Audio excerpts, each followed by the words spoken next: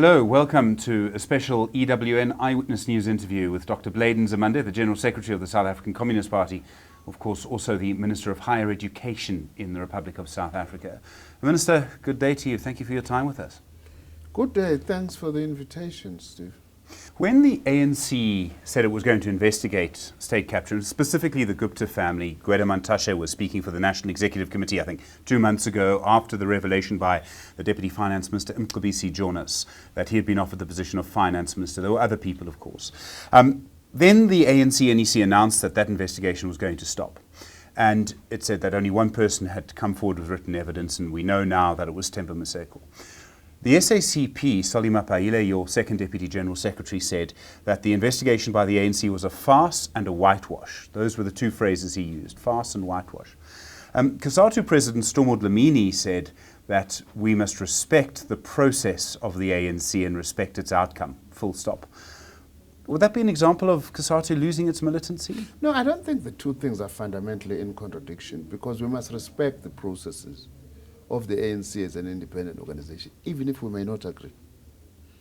But the ANC decided in the manner in which it decided, even if we do not agree. Where we do not agree, of course, we'll express it. That we think that it was premature for the ANC to try and close this. But in any case, for us as the SACP, the ANC is not an investigating organization. It's not an investigating organ. It doesn't have power to protect people who may feel to protected if they are to actually speak the truth that they want to speak. It doesn't have power to summon anyone. In a constitutional state, I suppose my constitutional rights also have got to be protected. So I think that the ANC in the process also realized that they can't take this matter. That is why in the end it said people must go and report to law enforcement agencies if they have actually got concrete information and allegations, because it's only those agencies which can really be able to deal with some of these matters. When we look at the Gupta family and the claims of state capture against them, the parasitic behavior, as you call it, the link between them and capturing the state, the only link that most people can think of is President Jacob Zuma and his friendship with this family. Is that fair? Well, there is nothing that has been proven, okay? As the SACP, we have expressed our displeasure about the president's friendship with this family. We think it actually risks compromising him and his own integrity. It risks tarnishing the image of the ANC and tarnishing the image of government. Why? Because this family, what they do is, I've never seen such a thing. They go around boasting, you know, how close they are to the president. They go around boasting, this is what they are going to get, this is what they've received, you know, and so on. And by the way, for me personally and for the SACP, the landing at the water kloof was the worst thing. That was a direct attack on our sovereignty and what we had fought for as the people of this country. I felt like our sovereignty was being torn apart, you know, like a sacred agreement being torn apart. What kind of behavior is this? Kgothatso itself, by the way, at its last Congress, gave some of the Gupta companies a brick as the worst employers, you know. So it's not that one is isolating the Gupta. We are concerned about the parasitic bourgeoisie and monopoly capital, and that they mustn't capture our institutions. That's why the SACP is placing at the center of our discussions defense of our national sovereignty.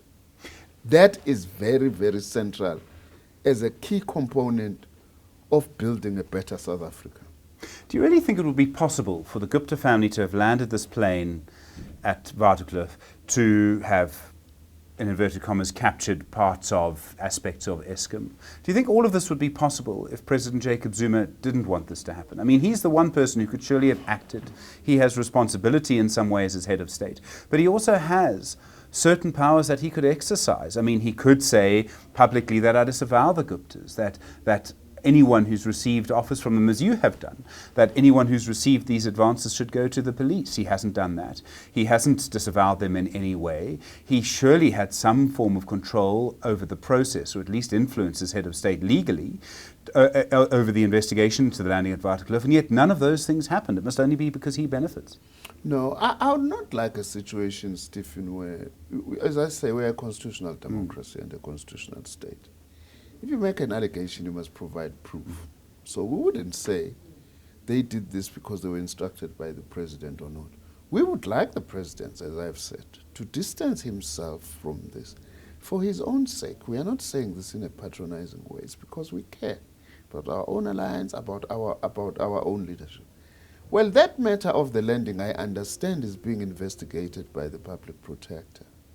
So if there is such an investigation, let's wait for that. Let's hear what the public protector says.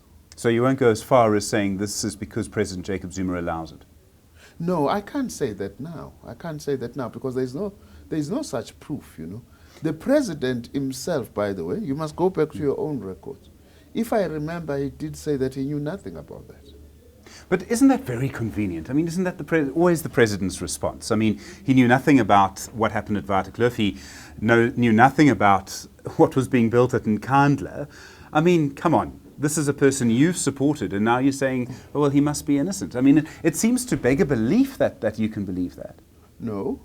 I think you must ask the president those questions, not us. Do you think I'll get an answer? Well, yes, I think he has answered before. I think that you'll actually get an answer. I have said what is it that we are concerned about, that we think that actually it's not in the best interest of our country and for the president himself to maintain a relationship with people who behave in this fashion.